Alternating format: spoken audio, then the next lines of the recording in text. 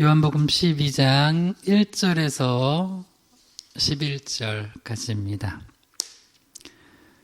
우리 요한복음 12장 1절에서 11절 본문을 우리 한 목소리로 쭉 같이 읽죠. 쭉 다 읽어봅시다. 6월절 시작. 6월절 엿새 전에 예수께서 베다니에 이르시니 이곳은 예수께서 죽은 자 가운데서 살리신 나사로가 있는 곳이라.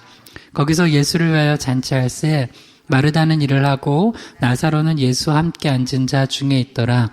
마리아는 지극히 비싼 향유 곧 순전한 나드 한 근을 가져다가 예수의 발에 붓고 자기 머리털로 그의 발을 닦으니 향유 냄새가 집에 가득하더라. 제자 중 하나로서 예수를 잡아줄 가룟 유다가 말하되 이 향유를 어찌하여 300데나리온에 팔아 가난한 자들에게 주지 아니하였느냐 하니 이렇게 말하면 가난한 자들을 생각함이 아니요 그는 도둑이라. 돈꾀를 맞고 거기 넣는 것을 훔쳐가미러라. 예수께서 이르시되 그를 가만두어 나의 장례할 날을 위하여 그것을 간직하게 하라.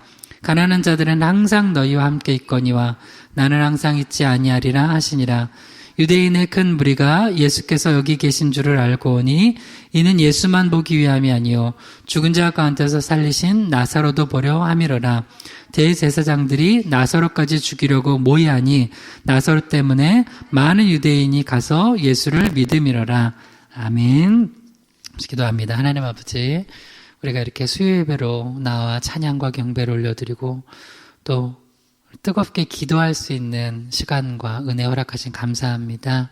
우리가 기도할 때 우리가 알지 못하는 크고 은밀한 일을 행하신다고 하셨사오니 주님께 부르짖으며 나아가게 하시고 우리 삶의 순간순간 무시로 성령 안에서 더욱 깨어 기도하는 삶 살게 하여 주시옵소서. 사순절이 깊어가고 있습니다. 이제 다음 주는 또 고난주간이고 또 부활의 영광을 우리가 맛보기 위하여 주님과 함께 고난에 동참하고 그 십자가를 묵상하고 있는 시간입니다. 십자가 없이는 부활이 없고 고난 없이는 영광이 없음을 우리가 알고 더욱더 우리가 이 십자가의 길을 걸어가는 것을 우리가 기쁘게 감당케 도와주시옵소서. 우리가 비록 신앙생활하는 거 이 땅에서 때로는 어렵고 힘들지만 또 주님 주시는 힘과 능력이 있기에 이 모든 어려움을 넉넉히 이기는 줄 믿습니다.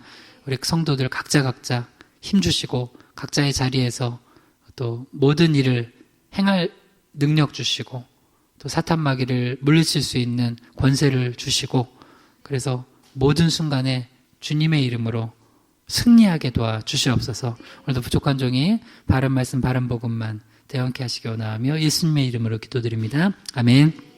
아멘. 우리가 이렇게 또 수요예배 때 굉장히 뜨겁게 찬양하고 기도도 더 깊이 하니까 좋습니다.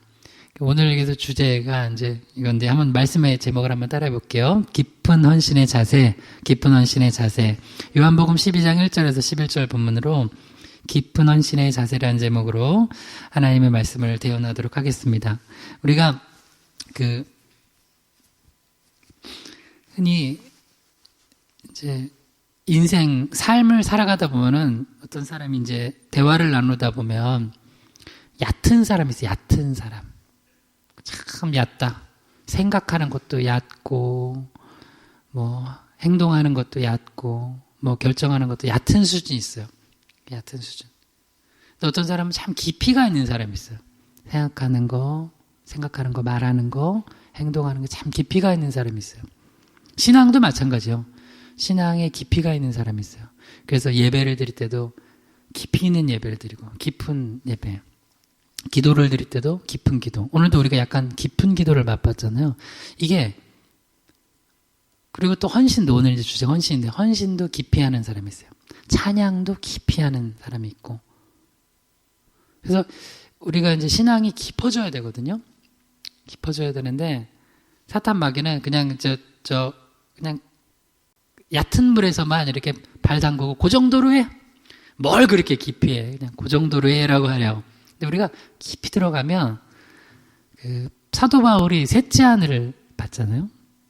셋째 하늘의 경험이 있어요. 그러면 뭘 이겨내냐면 그 깊은 단계로 들어가면 이 땅의 육적인 고난이 아무리 커도 그걸 이겨내요. 사도 바울 같은 경우는 그 육체의 가시, 그 사탄의 사자가 있다고 그러잖아요. 이거 제발 없애달라고 하는데도 그걸 이겨낼 수 있는 게 뭐냐? 그게 없어져서 이겨낸 게 아니라 그게 있는데 깊이 들어가면 이겨내요. 그래서 우리 신앙의 본질은 뭐냐면 깊이 들어가는 거예요. 그러니까 우리는 자꾸 이렇게 뭔가를 이거 해결해 주세요. 그러면 되잖아요, 하나님. 해결해 줄 수 있죠, 우리 주님은. 근데 주님은 그것보다 우리 신앙이 깊어지라는 거예요. 예배가 깊어지고 찬양이 깊어지고 기도가 깊어지고 헌신이 깊어지고 사랑이 깊어지잖아요. 용서가 깊어지잖아요. 그럼 나머지는 이게 해결이 돼요. 기도가 깊어지면. 그래서 오늘도 우리가 이제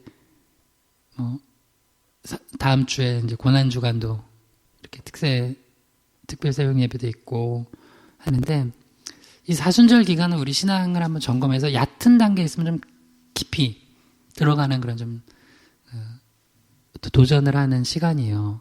그러니까 여러분 육적인 거 바라보지 마세요. 영적인 거, 영에 깨어서 한번 깊이 있는 신앙 되기를 주님을 축원합니다. 오늘 다시 한번 말씀 제목 따라해봐요. 깊은 헌신의 자세, 깊은 헌신의 자세. 요한복음 12장 1절에서 11절에 나와 있는 이 사건을 통하여서 어떻게 하면 우리가 주님 앞에 깊이 헌신할 수 있는지 좀 깊은 헌신의 자세 세 가지를 살펴보라고 그래요. 첫 번째는 각자의 사명으로 헌신하는 단계예요. 그리고 나서 조금 더 들어가면 좀 더 깊은 단계로 가면 헌신하다 보면 시험이 와요. 근데 이 시험을 이겨내고 헌신하는 그런 자세가 필요해요. 그리고 마지막 세 번째로 더 깊이 들어가면 헌신하면 할수록 또 위험이 찾아와요. 근데 이걸 또 감내하고선 헌신하는 단계로 들어가는 거예요. 그러면 그걸 통해서 하나님께서 영광 받으시고 많은 생명을 살리셔요. 그래서 우리가 헌신할 때도 깊은 헌신이 필요한 거예요. 네, 차례대로 한번 살펴볼게요. 첫 번째입니다. 한번 따라해보세요. 각자의 사명으로 헌신하기. 요한복음 12장 1절에서 3절까지 읽을게요. 6월절 엿새 전에 예수께서 베다니에 이르시니 이곳은 예수께서 죽은 자 가운데서 살리신 나사로가 있는 곳이라. 거기서 예수를 위하여 잔치할새 마르다는 이르라고 나사로는 예수와 함께 앉은 자 중에 있더라. 마리아는 지극히 비싼 양유 곧 순전한 나드 한 근을 가져다가 예수의 발에 붓고 자기 머리털로 그의 발을 닦으니 향유 냄새가 집에 가득하더라. 너무나 유명한 사건이죠. 이제 그래서 여기선 사실은 이제 핵심적인 인물은 마리아의 그 향유 옷값을 깬 헌신이지만 이제 우리가 요한복음 12장 1절에서 11절까지 본문을 봐요. 그 이유는 뭐냐면 이 구조 속에 나타난 메시지가 있어요. 이 구조는 뭐냐면 잘 봐요. 단락이 왜 11절에서 끊어지냐면 여러분 그 요한복음 12장 보면은 그 12절만 읽어볼래요? 여러분 성경 있으면 12절이요.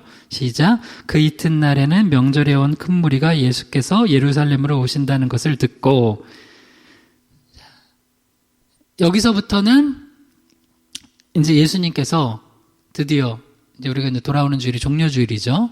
고난주간 시작되는 그렇게 예수님께서 이 딱 그 십자가의 길을 본격적으로 가시는 그런 장면이 나와요. 근데 그 전에 예수님이 이제 우리가 읽었던 요한복음 12장 1절에 보면 어디에 계세요? 여기서는 지금 6월절 엿새 전에 예수께서 베다니에 이르셨어요. 그러니까 마지막 예수님의 십자가의 길을 가시기 전에 지금 베다니에서 나사로와 이제 나사로가 오빠였죠. 그 여동생들 마르다와 마리아의 그 헌신을 받으셔요.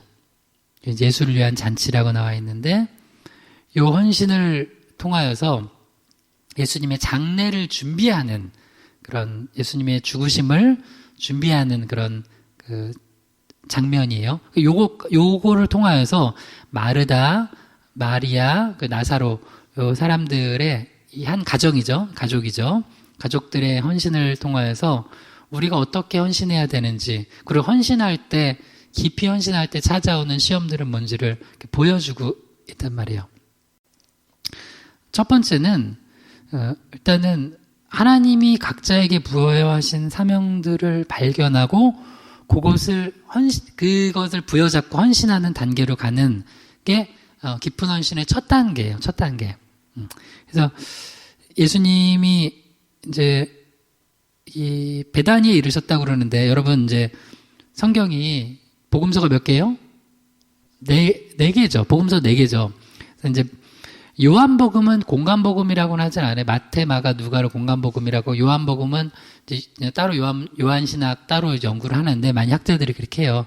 여하튼 이제 사복음서를 보면 어디는 나와 있고 어디는 안 나와 있고 이런 게 있고, 또 어떤 거는 뭐와 뭐가 연결이 됐는데 이게 같은 내용인 건지 다른 내용을 얘기한 건지 좀 헷갈리는 부분들이 있어요. 그래서 요한복음만 보면 이게 지금 나사로의 집에 간 건가 싶은데, 왜냐면 나사로가 베다니에 살았잖아요. 그죠?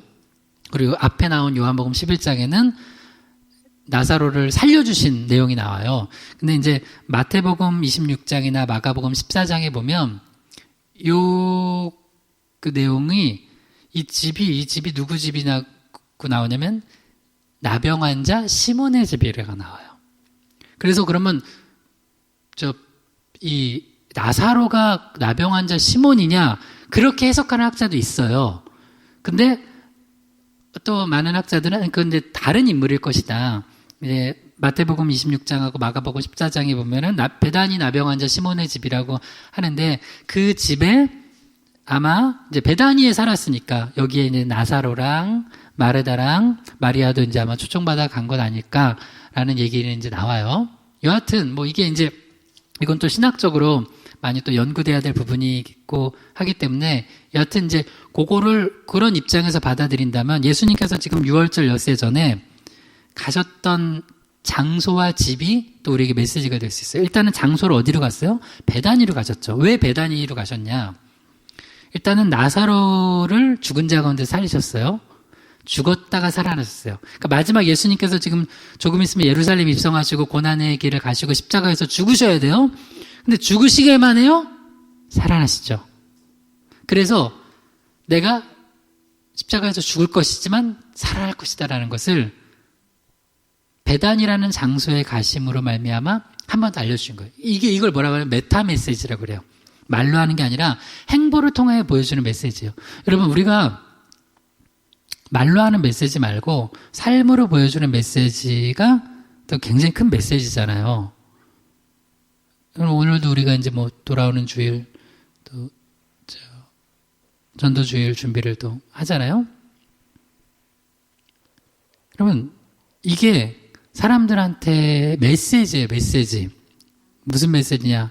특히 이런 시기에, 이 코로나라는 시기에 어느 한 작은 시골이라고 하면 죄송하지만 시골 아니에요, 여기 시골 교회에서 뭔가 매일 이렇게 준비를 해서 이렇게 그 교회 다니는 사람들조차도 요새 누가 교회를 나간다고 이렇게 하냐. 우리는 뭐 교회 나오라 이런 것보다 예수 믿으라는 거잖아요. 복음을 전하는 거. 이 자체도 메시지인 거예요. 그러니까 예수님이 베다니로 가셨다는 거면 이제 곧 죽으심을 앞두고 있어요. 그럼 사람들 볼 때 뭐예요? 고난이고 절망이죠. 근데 베다니에서 일어났던 일은 뭐예요? 죽은 나사로가 살아난 거예요. 절망만 있지 않고 희망이 있다는 거예요. 할렐루야. 고난만 있지 않고 영광이 있다는 거예요. 그 메시지를 주님이 보여주시기 위해서 베다니로 가셨어요. 유월절 엿새 전이에요. 그러니까 기독교인들은, 신앙인들은 항상 이걸 잊으면 안 돼요. 다 끝났어. 어제도 보니까 또 이거 이렇게 하면 안 된다니까, 또 한 아빠가 중학생 딸 죽이고 자기도 죽었어요.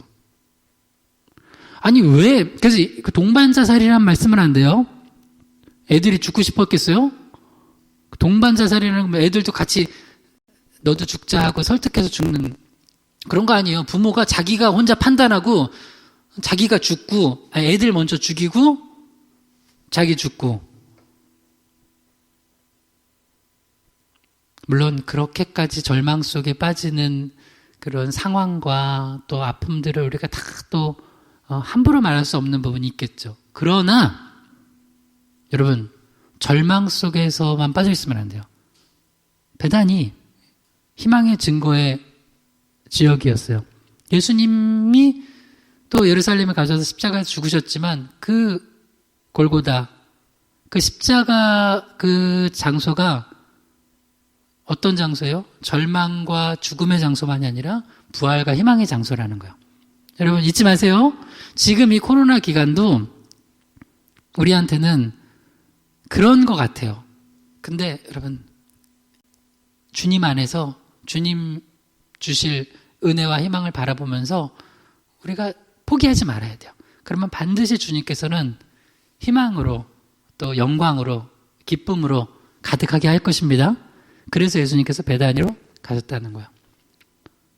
그리고 또 하나 이제 이게 그 시몬이, 나병 환자 시몬이 이제 그 마태복음 26장과 마가복음 14장에 나오는, 그리고 지금 요한복음 12장에는 나오는 이 내용을 연결해서, 이게 만약에 이제 그 나병 환자 시몬이 나사로가 아니고 그냥 다른 어떤 사람이든 여하튼 주님께서 그 가셨던 집이 부잣집이 아니었어요. 남들이 꺼리는 집이야. 나병 환자 집으로 가신 거예요. 그러니까 예수님은 항상 어디로 가셨어요? 낮은 곳으로 가셨어요. 그래서 사랑을 베푸셨어요. 여러분 왜 우리가 자꾸 절망하는 줄 알아요? 높은 곳을 봐서 그래요. 높은 곳을. 여기서 높은 곳은 하늘, 하늘이 우리 예수님 계신 그 높은 곳이 아니라 세상의 높은 곳을 봐요. TV를 틀고 소식을 듣고 하면은 그냥 뭐 다들 사실은 내면은 다 썩었는데 겉으로는 화려하게 하잖아요. 화려하게 하고 남들한테 보여주는 것은 그렇게 막 좋게 보이고, 하여튼 내면은 다 썩어가는데, 영혼은 죽어가는데. 근데 그걸 보고 또 우리는 그걸 보고 절망하고, 왜 나는 요 모양 요 꼴인가. 근데 여러분, 우리가 1달란트 받았다면 우리는 5달란트 가진 자를 바라보면 절망해요. 주님은 그러라고 1달란트 준 게 아니에요. 1달란트 받았으면 누구를 봐야 돼요? 우리 옆에 보니까 0.5달란트 받은 사람이 있어. 그래서 힘들어해. 그럼 어떻게 해야 돼요? 우리는 1달란트 받은 거, 많이 받은 거잖아요. 0.5달란트 받은 사람을 도와야 돼. 내가 0.5달란트밖에 없어. 그럼 0.5달란트 받은 사람. 그러니까 우리는 100원, 200원 뭐 이렇게 있잖아요. 그러다가 500원 넣잖아요. 미국 같은 데는 이게 그 반으로 쪼개 돼. 그죠? 그 개념이 다르더라고, 거기는. 500원이면 그 반짜리가 있어. 그거 뭔지 알아요? 그 동전이 다르더라고요. 반씩 쪼개더라고. 하여튼 뭐, 사고가 좀 달라서 그런지. 주소도 막 우리랑 다르게 쓰잖아요. 그죠? 이렇게. 그러면 요새 봉준호 감독은 준호봉이라고 해야 돼? 그냥 봉준호 하더라고요. 워낙 이제 한류가 요새 유명해져서 한국 사람들은 원래 성을 앞에 쓴다는 거 알고, 그래서 요새는 미국 사람 만나도 그냥 난 설경우 목사요 하면 되는 거예요. 경욱 설 안 해도 돼. 그 정도로 이제 많이 알더라고요. 나의 성이 설이라는 거를 이렇게 뭐 알더라고요. 왜 뭐하다 이렇게 얘기했죠? 아무튼 그 사고가 이렇게 뭐 다르다는 거. 그러니까 반의 반, 뭐 이렇게 반 또 반, 이렇게 나보다 더 적은 사람들을 도와야 돼요. 그러면 신기하게 살아나요. 살아나. 여러분, 다윗이 양을 칠 때, 만약에 신세를 한탄했다고 봐요.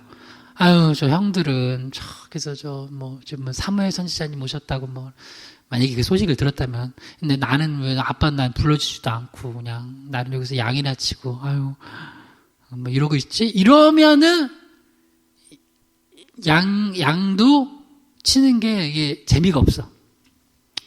신세 한탄만 해. 이렇게 평생을, 내가 보니까 신세 한탄하고 살아가는 사람들이 있어요. 평생을. 그러다가 이제 이게 뭔가 하나가 이렇게 탁 걸리는 게 있거든요. 딱 걸리는 게 있으면 어떻게 돼요? 어느 날 보니까 그 아빠가 사건 하나 보면 딸 보니까 안 되겠어. 야, 같이 죽자 해서 걔 죽이고 자기도 죽고. 그러면 안 돼요. 근데 여러분, 다윗이 어떻게 했어요? 그렇게 안 했어요. 나한테 양이 맡겨졌어.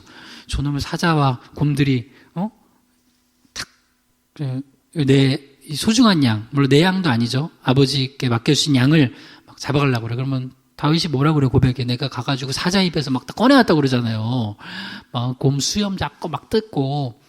그러니까 내가 돌봐야 될 양을 돌보면 내가 사는 거예요. 그래서 여러분, 사명이 있는 게 사는 거예요. 내가 누군가 돌봐야 되고, 내가 누군가를 위해서 기도해주고, 그들을 섬기고 살려주면 내가 같이 사는 거예요. 왜 운동하라고 그래요? 가만히 누워있으면, 여러분, 오랫동안 병원에 누워있으면 뭐가 생겨요? 욕창 생기죠? 움직여야 돼요. 그래야 사는 거예요. 근데, 그래야지 내가 뭐라도 해야지, 힘이 나가지고, 원래 하나님이 그렇게 만드셨어, 인간을. 가만히 누워있으면 죽게. 그래서 뭔가 일어나서 뭐라도 해야 돼요. 그러면 사는 거예요. 우리 영혼이 언제 사냐? 우리가 왜 선교하고 힘들지만 중보하고 해요? 그래야 사는 거예요. 그래야 사는 거예요. 예수님은 어떻게 했어요? 더 연약한 자들한테 갔어요. 나병 환자 시몬의 집으로 갔어요. 그러니까 우리도 사실 나병 환자, 이제 이 사람이 또 이것도 신학적인 문제. 이 사람이 계속 나병 환자였냐, 나병에서 낫냐? 당연히 이제 나병에서 낫을 것 같아요. 왜? 나병 환자는 그렇게 당시 사회생활을 못 하거든요. 따로 떨어져 살아야 돼요. 근데 이제 그곳에 사람들이 초대되고 왔다는 건 아마도 나병 환자 시몬이라고 하지만 예전에 나병 환자인데 예수님의 은혜로 치유받은 거예요. 막달라 마리아도 뭐요? 7 귀신 들렸다가 나았죠. 그런 것처럼 예수님께서 병도 치유해 주시고 귀신도 내쫓아 주시고 회복시켜 주신 그 은혜를 경험했던 사람 같아요. 이제 그래서 그렇지만 그럼에도 불구하고 예를 들어서 지금도 요새 그거 되게 심하대요. 코로나 걸렸던 사람 있죠. 걸렸던 사람이 이미 낫는데 걸렸었다고 해가지고 사람들이 그렇게 자기를 자기나 저기를 굉장히 부정하게 취급하고 그래서 그것도 이제 알리면은 막 제 피해를 당할까 봐 안 알리고 막 이러는 거죠. 근데 당시 나병 환자였어요. 이게 뭐 나았던 어찌 됐건 사람들 싫어할 거예요. 근데 예수님은 그곳에 가시는 거예요. 심지어 예수님은 만져서 치유하시기도 하시잖아요. 그러니까 우리가 언제 힘을 얻고 소망을 얻냐면 나만 보면은 절망해요. 왜냐면 아무리 봐도 나보다 잘난 사람들은 계속 있거든. 5달란트 말고 10달란트도 있어요. 그러니까 그러라고 하나님이 5달란트 준 것도 아니고 2달란트, 1달란트 준 것도 아니에요. 각자에게 주어진 또 달란트와 사명을 가지고 충성하라고 한 거예요. 근데 요걸 잊어버리는 순간, 비교하는 순간 인간은 나락으로 떨어져요. 비교하는 순간. 그러니까 너무 SNS에 목매지 말라고요. 너무 거기에 목매면 안 돼. 여러분, 그 사람들이 내가 위급할 때 다 찾아와서 나를 도와줘요? 안 그래요. 진짜로 제대로 된 관계를 맺어야 돼, 인간. 이게 우리 믿음의 공동체예요, 믿음의 공동체. 그래 또 가족 공동체고. 여하튼 그래서 예수님은 걸로 가셨어요. 그러니까 예수님의 행보 하나하나가 굉장한 메시지예요. 근데 이제 거기에 이제 우리 그렇게 해석을 해봅시다. 여기에 이제 나사로와 이제 마르다와 마리아 또 이제 온 거예요. 왜냐면 여러분 이제 요한복음 11장을 나중에 한번 읽어보세요. 그러면 요한복음 11장에 한번 읽어봅시다. 그러면 요한복음 11장 여러분 성경 보면 이제 요한복음 11장 전체가 이제 어떤 내용이냐면 죽은 나사로를 살리셨죠. 근데 이 일 때문에 예수님이 표적이 된 거예요. 그래서 예수님이 아직은 이제 예수님 죽으시면 안 되잖아요. 요즘 십자가에서 죽으셔야 되는데 잡혀지면 안 되니까 예수님이 잠깐 피신해 계세요. 요한복음 11장 55절부터 53절부터 54절 읽어봐요. 이날부터 시작. 이날부터는 그들이 예수를 죽이려고 모의하니라. 그러므로 예수께서 다시 유대인 가운데 드러나게 다니지 아니하시고 거기를 떠나 빈들 가까운 곳인 에브라임이라는 동네에 가서 제자들과 함께 거기 머무르시니라. 아멘. 알겠죠? 무슨 지금 상황인지. 그러니까 잠깐 예수님 피신해 계셨어요. 그러니까 예수님은 항상 객기로 살지 않으셨어요. 뭐 있잖아요. 내가 이게 뭐 죽으면 죽지 뭐 그게 아니에요. 죽을 때도 언제 죽어야 되는지 아셨어요. 언제 죽어요? 십자가에서 죽으셔야죠. 예루살렘에서. 그래서 잠깐 이제 피신에 계시다가 이제 그 다음 이제 요한복음 12장으로 넘어와서 6월절 엿새 전에 베다니로 오신 거예요. 그 다음에 요한복음 12장 12절부터 이어지는 예루살렘으로 가셔서 이제 그 고난의 마지막 길을 가시는 거예요. 그런 상황이에요. 그러면서 이제 이때 다시 예수님이 오시니까 나사로는 얼마나 또 예수님 보고 싶었을 거예요. 나사로랑 마르다랑 마리아가 이제 그 은혜를 많이 받았잖아요. 그러니까 흔히 은혜 많이 받은 가정이야. 이 가정은. 이보다 은혜를 많이 받을 수 있을까? 근데 제가 또 한번 보면 은혜를 많이 받은 가정이 있죠. 은혜를 많이 받은 가정이라고 깊이 헌신하지도 않아요. 이게 참, 그래서 이게 신앙에, 그러니까 은혜를 깊이 받은 거랑 그 헌신을 깊이 하는 거랑 또 다르더라고요. 그러니까 사실은 그게 본인이 진짜로 그걸 은혜로 여겨야 되는데, 은혜로 안 여겨요. 그냥 그때는 잠깐, 면피야, 면피. 막, 하나님 이 물질이 어려워 죽겠는데 이것만 해결해 주시면, 이 건강 때문에 죽게 생겼는데 이것만 해결해 주시면, 나 이 자녀 때문에 속 썩어 죽겠는데 이것만 해결해 주시면, 내가 이 남편 때문에 이 아내 때문에 하여튼 뭐 이거 해결해 주시면. 근데 그러고 나서 헌신은 무슨 헌신짝처럼 버리는, 이거 라임인데 나름 요새 뭐 힙합의 라임 알아요? 헌신짝처럼 버리는. 근데 이 나사로랑 마르다랑 마리아가 참 귀한 게 뭐냐면 그 은혜를 깊이 받은 걸 헌신하잖아요. 막달라 마리아도 뭐예요? 7 귀신 들렸다가 치유되니까 예수님 부활의 첫 증인이 누구예요? 막달라 마리아예요. 그러니까 이 사람이 진짜 은혜 많이 받았나는 뭐로 아냐면 이 사람이 어떻게 헌신하나 보면 알아요. 사실은 겉으로면 나 은혜 받았어. 립 서비스예요. 립 서비스. 그 사람 헌신하는 거 보면 알아요. 근데 여기서 이게 이제 뭐 다음 주랑 쭉 이어서 좀 깊이 한번 보려고 하는데요. 여러분, 이 깊은 헌신은요, 은혜 받지 않으면 이 제목 자체에 시험 들어. 왜 깊이 헌신해야 돼? 근데 마르다랑 마리아랑 나사로는 깊이 헌신하고 싶어요. 왜? 죽었다 살아났는데, 우리 오빠 죽었다 살려주셨는데, 그러니까 마리아 마르다는, 그리고 나사로는 너무 감사한 거예요. 그러니까 지금 남들이, 예수님 오셨대. 어디? 거기 문둥이, 옛날 번역에 문둥이니까, 우리 요새는 조심해야 되거든. 이제 나병 환자, 나병 환자. 시몬이 집에 가셨대. 그러면 안 가. 거기 나병균 남아있을지 몰라. 왜 안 가? 근데 나사로는 가는 거야. 니네 갈래? 오빠 당연하죠. 가야죠. 예수님 오셨는데. 그래서 잠깐만요 하고 마리아는 뭘 챙겨요? 향유.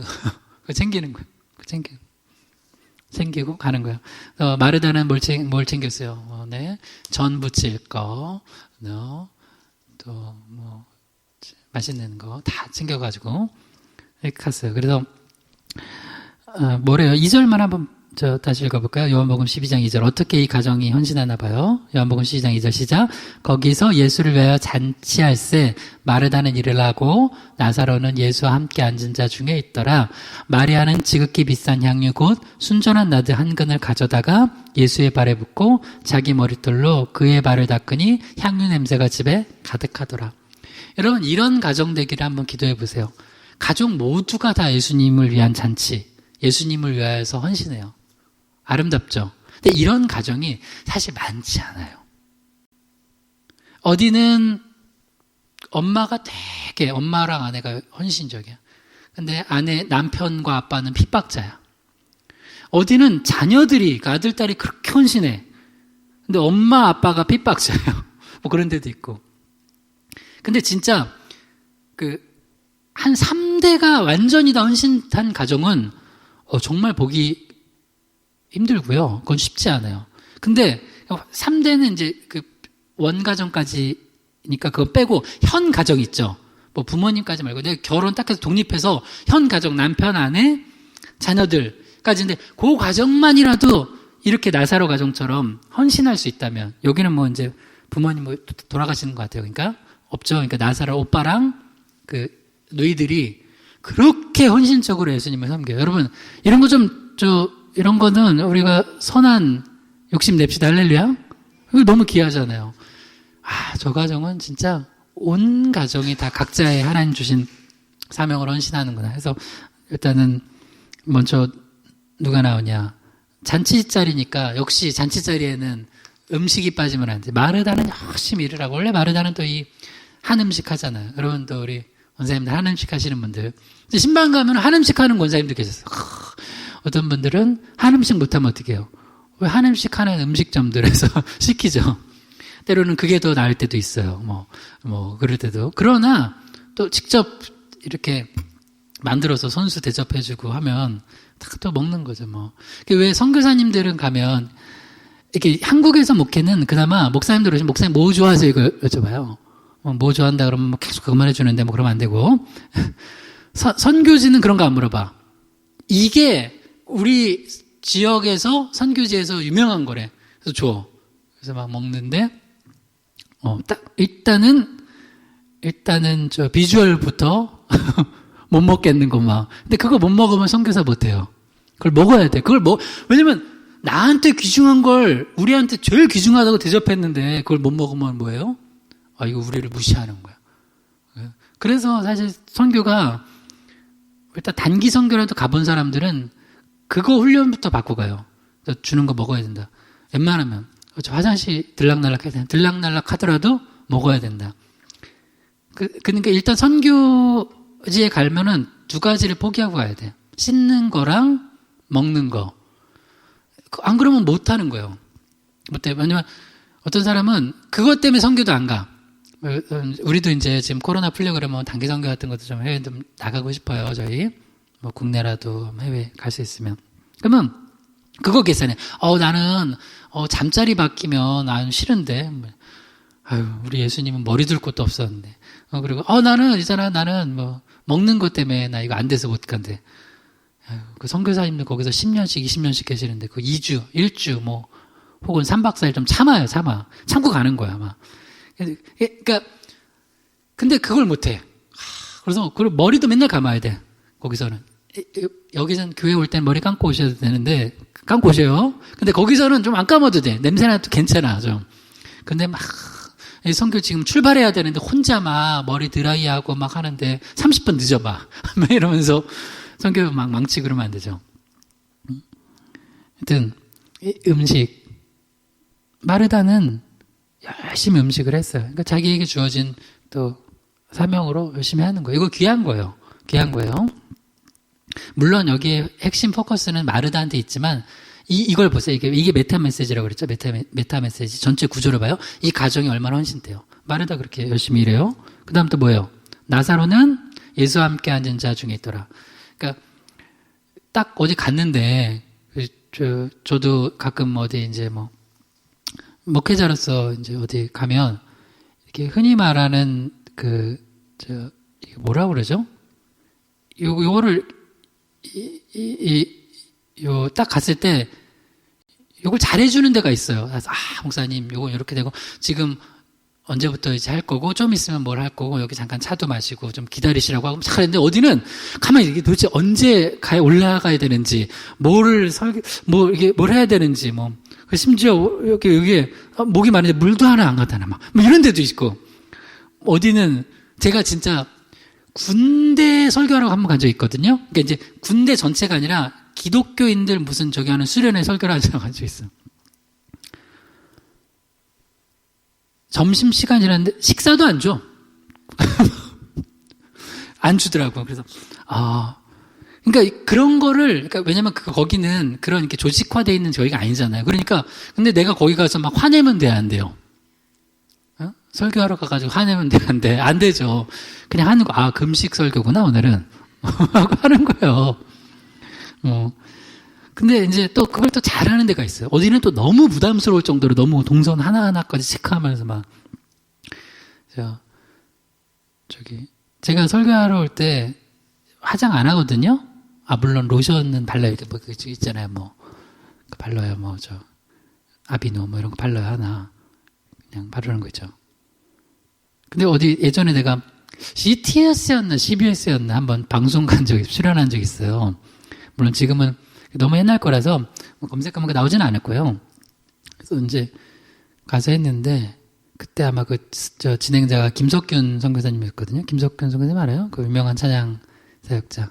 하여튼 가서 간증하고 찬양하고 뭐 그런 적이었는데, 하니까 막 와가지고 뭐 어떻게 하고 뭐 화장도 막 해주고 처음으로 막 그런 거 했어요. 막. 요새는, 여러분 목사님들이요, 이제 코로나 시대 때 다들 목사님들이 가장 신경 쓰는 것 중에 하나가 화장이야. 다들 이거 하잖아요. 온라인. 우리도 처음 한 거잖아요. 이거 온라인에 이제 실시간 뭐 각자 자리에서 예배하고 또 해야 되니까. 또 남겨놓는 거 좋은 거니까. 그러니까 이게 얼굴이 어떻게 보이나 막 뭐 그거 해야 돼. 분칠하고 막. 제가 얼마 전에 한번 이렇게 제 설교했다가 충격을 받은 게 하나 있어. 제가 머리 모양을 이렇게 뭐 설교하다가 뭐 잘못 만졌나 봐. 머리가 이렇게 내려와 있어. 중간에 약간 이렇게 내려와 있는데 좀 이상한 거야, 보니까. 근데 그게 자꾸 보이는 거야. 내가 내 설교를 지금 다시 모니터 하는데도 그게 보이는데 다른 사람들은 어떨까 해서 굉장히 신경이 쓰이더라고. 그 뒤로부터는. 그러니까 우리 아내가 저한테 그러니까 머리에다가 기름을 좀 바르라고.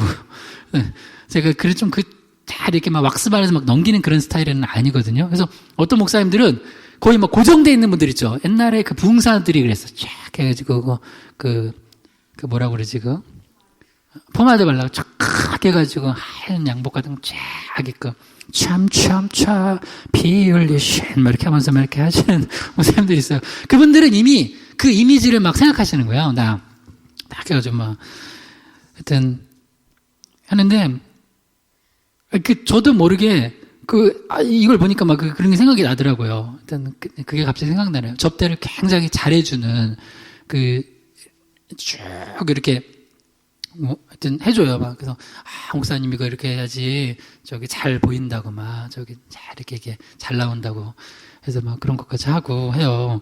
근데 뭐 그렇게까지는 안 해도 적어도 이렇게 좀 모셨으면 뭔가 이렇게 좀 잘 이렇게 안내를 해주고 해야 될 거 아니에요. 그 역할을 누가 했어요 지금? 나사로가. 사실 근데 요거는 제가 뭐 목사님 예를 든 거였지만 교회도 사실 성도님들이 그런 훈련이 좀 돼 있어야 돼요. 사실 누가 이렇게 좀 처음 왔죠? 그러면은 나도 예배를 잘 드려야 되지만 또 기존에 있는 성도님들은 좀 그것도 봐야 돼요. 이렇게 봐서 우리 교회가 워낙 개척교회니까 일당백을 해야 돼서 너무 할 게 많겠지만 어느 교회는 뭐 팀들이 있잖아요. 그런 것처럼 우리는 보면 저분 지금 성경책이 필요하구나. 보통 교회 성경책을 요새는 안 갖추 다니더라고. 성경책도 좀 어디 본문이면 미리 좀 이렇게 펴드기를 하고 이때 이렇게 안내도 해드리고 뭐 그런 것도 필요해요. 그렇게 좀 혹시 뭐 화장실 우리는 찾는데 우리는 화장실이랑 안 붙어 있잖아요. 그러니까 못 찾으면 그것도 좀 안내해주기도 하고 뭐 그런 것도 필요합니다. 근데 그런 일을 또 나사로가 잘 또 이렇게 하고 있었어요. 그 다음 3절, 이제 또 오늘 아주 핵심적인 헌신을 한 사람이죠. 요한복음 12장 3절 읽어봐요. 마리아는 지극히 비싼 향유 곧 순전한 나드 한 근을 가져다가 예수의 발에 붓고 자기 머릿돌로 그 발을 닦으니 향유 냄새가 집에 가득 가더라. 아멘. 그래서 마리아는 그 다음에 이제 각자 이제 마리다, 나사로 이제 할 일을 하니까 본인은 이제 향유를 비싼 향유래요. 그것도 지극히 비싼 향유. 네. 뒤에 보면 이제 대충 가격도 어느 정도인지 알죠? 순전한 나드 한 근을 가져다가 예수의 발에 붓고 또 자기 머릿돌로 그의 발을 닦았어요. 그래서 이제 그 지역에 그 집안에 마르다의 전 부치는 냄새와 또 이 향유 냄새가 같이 난 거죠. 근데 향유 냄새가 이겼어. 향유 냄새가 이겼어요. 향기롭게 가득하게 했어요. 그러니까 이 마리아의 헌신이 이제 이 본문에서 굉장히 중점적으로 부각되는데 요걸 가지고 또 이제 뒤에 보면은 막 또 비난하는 그 가룟 유다를 중심으로 한 세력들이 나타나잖아요. 근데 여하튼 마리아는 어떻게 헌신을 했다고요? 자기가 가지고 있었던 모아두었던 향유 이거를 주님의 발 아래 붓는 거예요. 근데 여기서 굉장히 중요한 또 헌신의 모습이 나오는데 발에 붓고 뭘 했어요? 자기 머리털로 그의 발을 닦았다는 거예요. 자기 머리털로 예수님의 발을 닦았다. 일단은 향유를 깬 것 자체는 뭐예요? 금전적인 헌신이죠. 금전적인 헌신. 이거 자체도 사실은 요것만 맞죠. 다른 사람들은. 요거 자체도 쉽지는 않아요. 여러분 금전적 물질 헌신하는 게 이게 진짜 믿음 없으면 못해요. 그래서 물질 헌신하는 거 쉽게 생각하지 마세요. 물질은 정말 물론 물질만 막 헌신하고 막 한다고 해서 그게 또 믿음이 좋다고 그냥 딱 말할 수는 없겠지만 물질 헌신하는 게 중심을 가지고 하는 거는 굉장히 귀한 거예요. 이거는. 그래서 주님 이게 이제 예수님의 장례를 준비한 거잖아요. 근데 이때 또한 귀한 게 자기 머리털로 발을 닦았다는 거예요. 요 부분은 그냥 이제 문자적으로만 보면 여러분 보세요. 머리로 여성의 머리로 그 예수님 당시 다녔던 그 지역 얼마나 지금같이 우리가 깨끗한 곳 아니잖아요. 지금도 여러분 한번 비 같은 데 와서 발 이렇게 질척거리면은 막 신발이나 막 발에 막 물 들어가고 흙 들어가면 더럽죠. 예수님 당시 예수님은 뭐 우리 같은 신발인가? 뭐 샌들 같은 거 신고 다니셨고 거기에 온갖 더러운 먼지 다 묻었는데 그 발을 마리아가 자기 머리로 씻었다는 거예요. 그러면 미용실 가서도 머리 한번 하려면 그렇게 그냥 귀하고 시간 들이고 돈 들이고. 여러분 나는 잘 모르겠는데 남자라서 여성들 머리 하면 기분이 좋아지나요? 그래서 머리 한번 하고 나면 이렇게 기분이 좋고 좀 상쾌하고 하는데 이게 되게 비싸더라고요. 나는 남자들은 그 블루클럽 같은 데 가면은 이제 뭐 10,000원 안짝으로도 막 자르고 막 하고 그러잖아요. 저는 물론 이제 애들 같은 경우는 그래서 근데 여성들은 이거 한번 하고 나면은 이제 머리 자르고 커트하고 거기다가 뭐 하여튼 여러 가지 뭐 하고 나면 이것도 내 아내한테 들은 거야. 조심해야 된다고. 여기서 뭐 하다가 막 갑자기 뭐 하는데 이거 뭐 하셔야 되겠다 그래서 네 하면 바로 한대. 그러면 그게 막 10만 원 나오고 그래서 절대 무조건 네 하면 안 된다는 거야. 왜 가끔 통화 같은 거 할 때도 보험이나 해서 그래서 네 하면은 내가 이거 물어보는 네인데 네 하셨죠 하고서는 그거 그래서 잘 들어야 된다고. 가끔 뭐 요새 광고도 나오다 막 쫙 하다가 되게 작은 소리로 이거는 피해가 있을 수 있습니다. 근데 잘못하면은 이렇게 해버리는 거죠. 그만큼 제가 왜 얘기하냐면 여러분 성경에도 보면 그 당시도 2000년 전에도 여성한테 머리는요 여성스러움 그리고 그 아름다움 그 존귀함 여성한테서 굉장히 그런 상징이에요. 근데 이걸 가지고 예수님이 발을 닦았다는 건 내 가장 귀한 것을 가장 천하게 쓰는 거예요.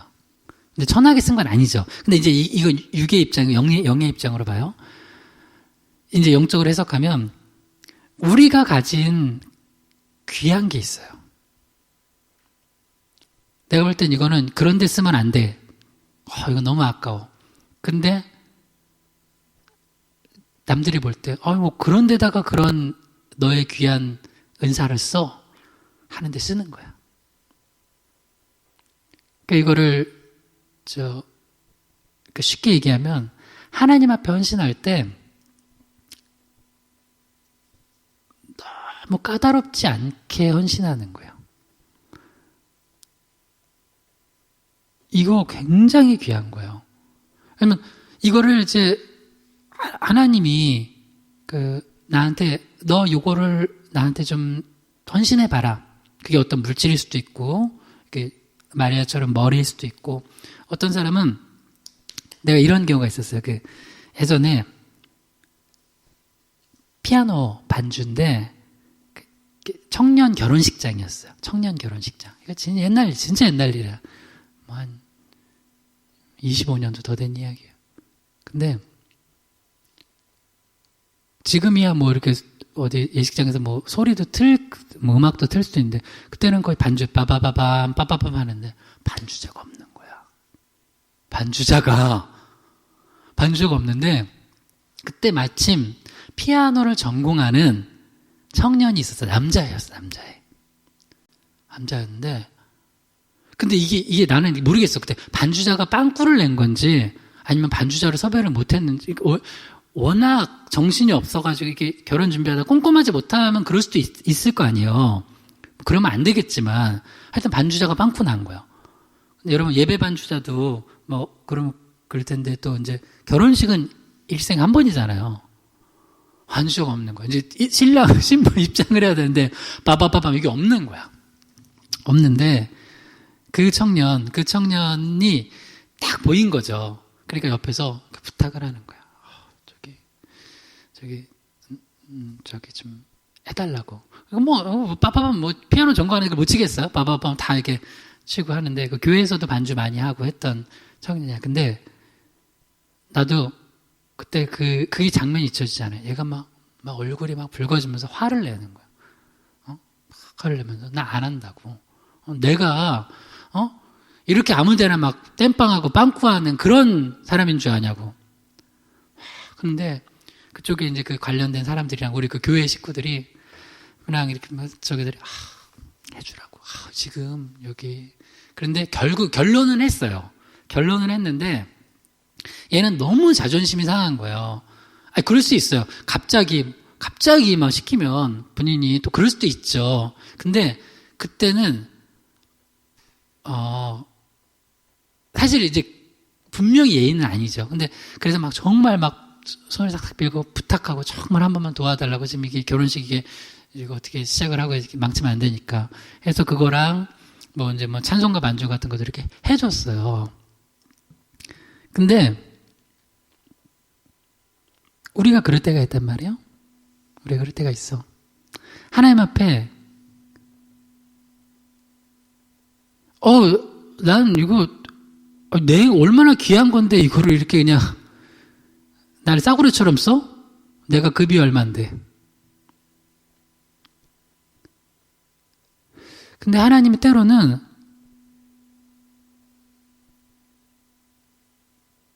정말 많이 배우고 똑똑하고 어디서도 이런 대접 안 받는데 어디서도 이런 대접 나한테 안 해주고 나한테 쩔쩔매는데 교회 가니까 나를 막 불어먹어. 이거 너무한 거 아니야? 근데 진짜 이 마리아를 통해서 내가 참 많이 이건 깨져야 되고 깨지는 게 그런 게 어딨어. 주님의 영광을 위해 쓴다면 쓰임받지 못할 게 뭐가 있어요. 그렇지 않아요? 근데 우리는 어느 순간 자기 레벨을 자기가 사회적 위치나 배운 거나 경제적 이런 걸로 자기가 설정해놔. 나는 그딴 거 할 사람은 아니지. 내가 그런 헌신은 그거는 내가 할 군번은 아니잖아. 병장한테 이등병 거 시키면 기분 나쁘죠. 그래도 이게 위계가 있지. 여러분, 하나님 나라에서는 그런 게 없어요. 하나님과 우리는 죄인이야. 그리고 우리는 구원받은 죄인들이야. 그것밖에 없어. 주님 앞에 엄청난 걸 탕감받은 사람들이야. 그래서 이제 오늘은 이제 요 헌신에서 특히 이제 마리아의 귀한 부분들을 좀 보는데, 자기가 가지고 있었던, 이게 어떤 학자들은 시집갈 미천이었다, 이렇게 하기도 하고, 하여튼 굉장히 귀한 물질을 헌신했고, 그리고 나서 그 다음에는 자기 머리털로 발을 닦았다는 것은 나의 가장 귀한 것을 가장 어떻게 볼 때는 천한 부분으로 쓴 거예요. 이거 내가 이런 표현해서 좀 그렇지만, 여러분, 발을 수건으로 요새는 수건으로 닦죠. 샤워하고 수건으로 닦지만, 예전에는 분명히 그게 있었어요. 여러분, 권사님들 어릴 때만 해도 집에 걸레가 있지 않았어요? 걸레에다 발을 닦지, 수건에 발 닦거나, 그리고 지금은 수건 한두 번 쓰면 빨죠. 그잖아요. 그냥 두면 신내나고. 예전에는 내 기억에는 이렇게 수건도 되게 오래 썼던 것 같아요. 왜냐면 빨래하기 힘드니까 세탁기 없었을 때. 왜 아닌 척해? 세탁기 없었잖아요, 옛날에. 제 기억에도 어렸을 때 짤순이가 나왔어요. 세탁기 없고 짤순이만 사가지고 돌렸는데도 그게 훨씬 이제 어머니께서 이제 빨래하기 너무 좋아졌다고 막 했는데, 그전에는 막 방매해가지고 뭐 때리고 막 하셨던데, 아닌가? 우리 권사님들은 아닌가? 권사님들 어머니 때 그랬잖아요. 그죠?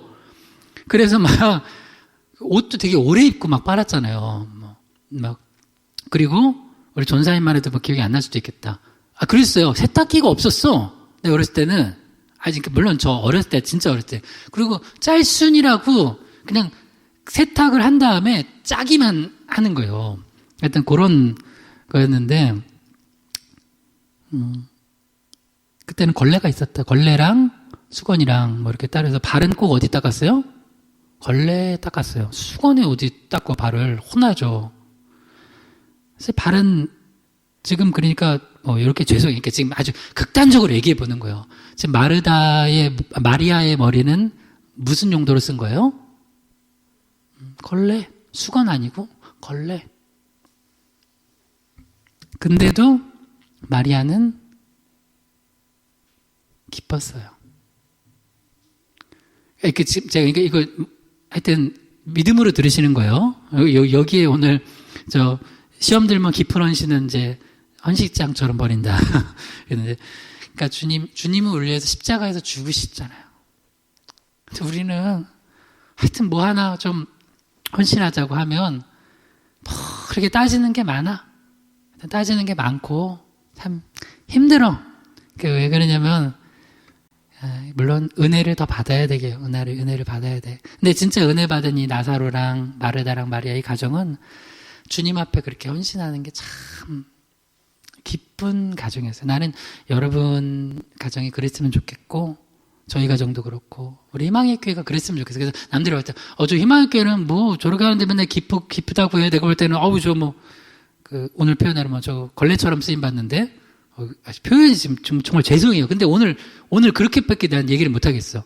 근데도 마리아처럼 향기롭게 쓰임 받았다는 거예요. 여러분, 제가 권면하고 부탁드립니다. 우리 하나님 앞에 쓰임 받는데, 헌신하는데 너무 까다로운 사람들 되지 맙시다. 우리 기쁨으로 우리를 구원하신 주님 앞에 쓰임 받기를 소망합니다. 기도하겠습니다. 오늘 첫 번째로 각자 맡겨주신 사명, 주님께서 내가 너를 이렇게 쓰고 싶다 그러면 아멘 하고 주님께 쓰임받을 수 있게 해달라고, 우리 특별히 다음 주 우리 고난주간 특별 새벽 예배에 또 많은 성도들 나와서 함께 말씀 듣고 기도하는, 또 주님의 고난에 동참하고 믿음이 깊어지는, 그래서 헌신도 깊어지는 우리 가정 되게 해달라고 우리 주여 한번 부르기도 합니다. 주여 아버지 하나님 우린 부족합니다. 연약합니다.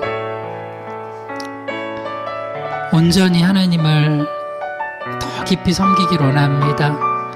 내 뜻과 생각과 내 욕심 내려놓고 주님 부르신 곳에서 주님이 주가 쓰시겠다 하면 아멘 하고 쓰임받는 저희들 되게 원합니다. 그러기에는 내 속에 내가 너무 많고 내 자아가 너무 강하고 내 자존심이 너무 셉니다. 주님 십자가 앞에 다 내려놓고 내가 그리스도와 함께 십자가에 못 박혔나니 이제는 내가 사는 것이 아니요 내 안에 그리스도께서 사신 것이라는 것을 믿음으로 고백하며 나아가게 하여 주시옵소서. 그래서 정말 내가 육체 가운데 사는 것은 나를 위하여 자기를 버리신 예수 그리스도를 믿는 믿음 안에 사는 것이고, 그래서 내 생각도 내 감정도 내 의지도 주님의 복음을 위하여서 굴복시키며 쓰임받게 하여 주시옵소서. 우리가 깊은 신앙 갖고 깊은 헌신 갖고 쓰임받게 하여 주시옵소서. 하나님 아버지, 예수님은 하늘 보좌를 버리시고 이 땅에 오시고 나를 위하여서 십자가에서 모든 물과 피를 흘리시기까지 나를 사랑하셨는데, 주님, 우리가 주님 사랑한다 하면서 주님 앞에 헌신하는 것도 너무나 내 자존심과 내 속의 자아가 너무 세서 주님께 헌신하지 못하는 게 많습니다. 주님 용서해 주시고 더 이 사순절 기간 예수님 닮아가고 또 나를 부인하고 십자가 지고 주님 따라가게 도와주시옵소서. 그래서 우리 희망의 교회는, 우리 성도님들은 정말 주님 보시기에 아름다운 마리아처럼 향기 나는 그런 헌신하게 도와주시옵소서. 예수님의 이름으로 기도드립니다. 아멘.